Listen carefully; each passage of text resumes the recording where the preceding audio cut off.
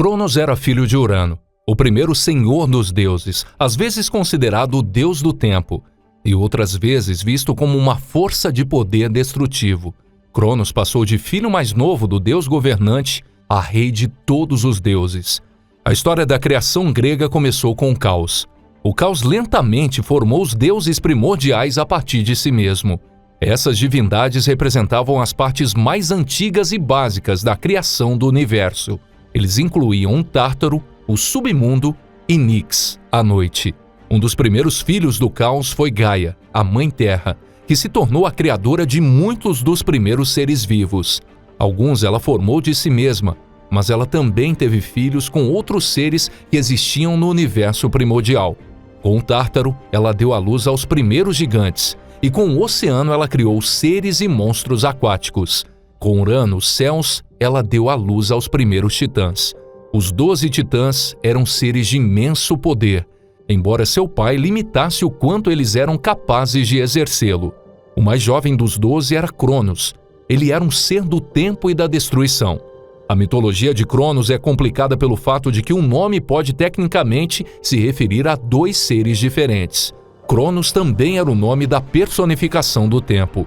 Não está claro se a identificação entre os dois foi acidental, causada pelos sons e grafias semelhantes de seus nomes, ou se foi uma ligação intencional.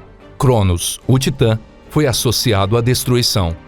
Cronos e outros titãs não eram os únicos filhos de Gaia e Urano, entretanto. Seus outros irmãos eram os 3 hecatônquiros, seres monstruosos com 100 mãos cada, e outros 3 ciclopes, que eram gigantes com um único olho. Urano não gostou desses 6 monstros e os escondeu. Ele os enterrou profundamente dentro da própria Gaia, onde ela não podia vê-los, mas podia senti-los, arranhando-a. Gaia ficou furiosa com a prisão de seus filhos. Dessa forma, ela resolveu planejar algo para que pudesse libertá-los. A Mãe Terra foi aos titãs para implorar a eles que a ajudassem a tirar Urano do poder e obter justiça para seus filhos. Cronos era o único disposto a desafiar o governo de seu pai. Embora fosse o caçula, Cronos e sua mãe elaboraram um plano que permitia que ele tomasse o poder de seu pai. Gaia deu a seu filho uma foice feita de adamantina, que era forte o suficiente para cortar qualquer coisa. Ele ficou à espera de um momento em que seu pai estivesse mais vulnerável. Foi nessa época que Urano veio visitar Gaia. Quando os céus e a terra ficaram próximos um do outro, Cronos atacou. Alguns mitos afirmam que Cronos, com a ajuda de seus irmãos, amarrou seu pai e o afastou. Independentemente de como Urano foi tratado, seu domínio sobre os titãs se foi, e Cronos se tornou o novo senhor do mundo e dos titãs. Logo ficou evidente, entretanto, que Cronos seria tão tirânico quanto seu pai havia sido. Cronos se casou com sua irmã, Reia. Eles eventualmente teriam 6 filhos. No entanto, ele provou não ser um pai ou rei mais bondoso do que Urano havia sido. Ele não deu a seus irmãos mais poder ou autonomia do que eles haviam recebido sob o controle de seu pai. Ele também nunca libertou os outros filhos de Gaia, mas para seus próprios filhos, sua crueldade ia muito além da prisão. Pouco tempo depois do casamento com Reia, Cronos recebeu uma profecia que dizia que ele teria um filho que desafiaria seu governo e o derrotaria, assim como ele derrotou seu próprio pai. Cronos estava determinado a não perder sua posição como governante. Então ele decidiu que nenhum dos filhos de Reia teria a oportunidade de crescer forte o suficiente para derrotá-lo. Quando nascia um filho, o senhor dos titãs engolia imediatamente. Reia, no entanto, ficou perturbada com a perda de seus filhos. Enquanto carregava seu 6º filho, ela pediu ajuda de sua mãe para salvar o bebê. Ela deu a Cronos uma pedra enrolada em um cobertor em vez do recém-nascido. Cronos nunca investigou o pacote e o engoliu da mesma forma que fez com os 5 filhos que vieram antes. Zeus foi criado em segredo na ilha de Creta. Quando Zeus atingiu a idade adulta, ele voltou para a casa do Titã, no Monte Otris disfarçado. Se passando por copeiro, ele evitou as suspeitas de Cronos. Com a ajuda de Metis, uma das suas filhas de seu tio Oceano, Zeus conseguiu se aproximar de Cronos. Ele serviu a ele uma tigela de vinho que a Titã havia misturado com um poderoso purgante. A droga forçou Cronos a vomitar.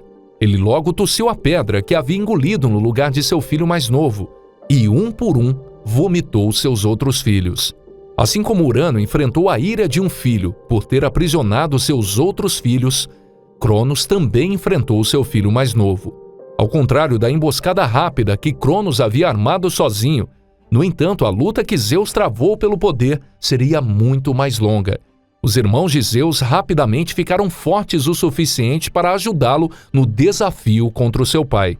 Quando ele desafiou seu pai, Zeus anunciou que planejava ser um tipo de governante muito diferente. Ele iria compartilhar o poder de forma mais equilibrada do que seu pai e avô já compartilharam.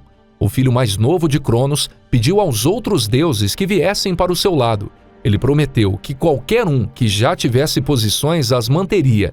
E além disso, que qualquer um que tivesse sido negado uma posição sob o reinado de Cronos iria ganhar uma. Alguns dos titãs mais velhos se juntaram à sua causa, ou pelo menos permaneceram neutros.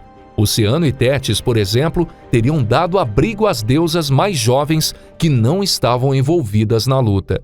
Os filhos dos outros titãs, no entanto, também se juntaram aos deuses.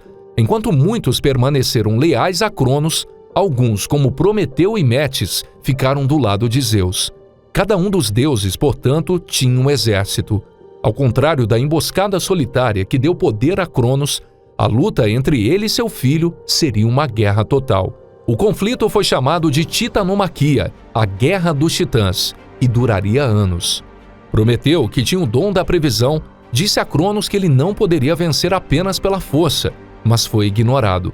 A guerra se arrastou e nenhum dos lados conseguiu obter uma vantagem decisiva. Os dois lados estavam equilibrados e travados em um impasse.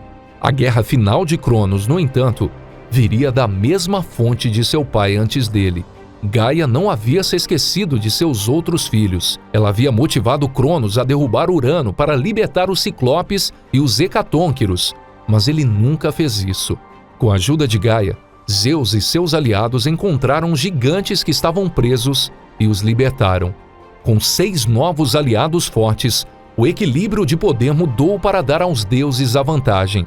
Os Hecatônquiros eram guerreiros fortes. Com 300 mãos, eles foram capazes de acertar continuamente os titãs com pedras esmagadoras.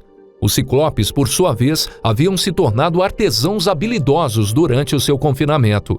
Eles presentearam Zeus e seus irmãos com dons incríveis e poderosos para ajudá-los a alcançar a vitória.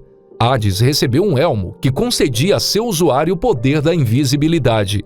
Poseidon recebeu seu tridente, uma grande arma que poderia convocar terremotos e maremotos.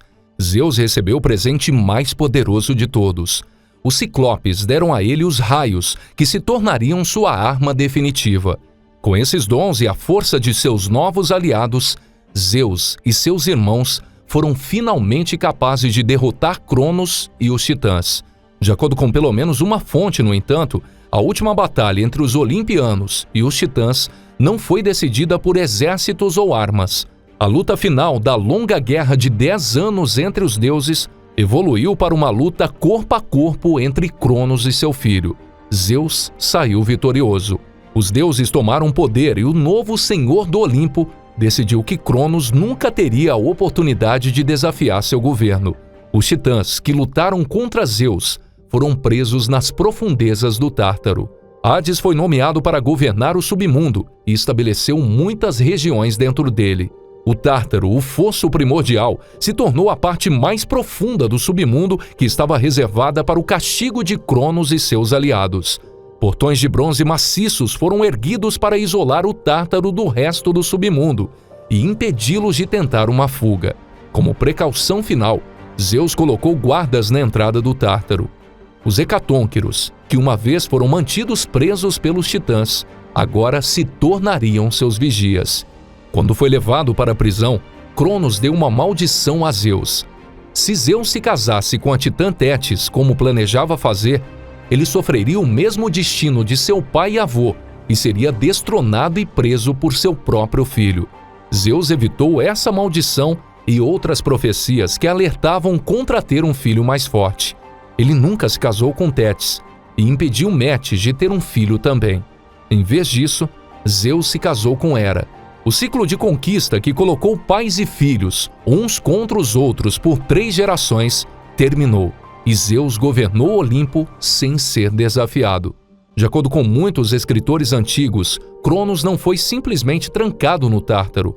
Ele foi amarrado com correntes inquebráveis e acorrentado de forma que não podia nem mesmo se mover dentro do reino da prisão. Ainda assim, alguns disseram que ele governou o Tártaro como um rei. Enquanto Hades governava todo o submundo, Cronos tentou recriar seu poder entre as almas torturadas do Poço Escuro. Os titãs permaneceram em sua prisão por milhares de anos.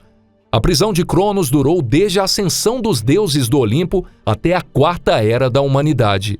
Eventualmente, Zeus decidiu mostrar misericórdia a seu pai conquistado.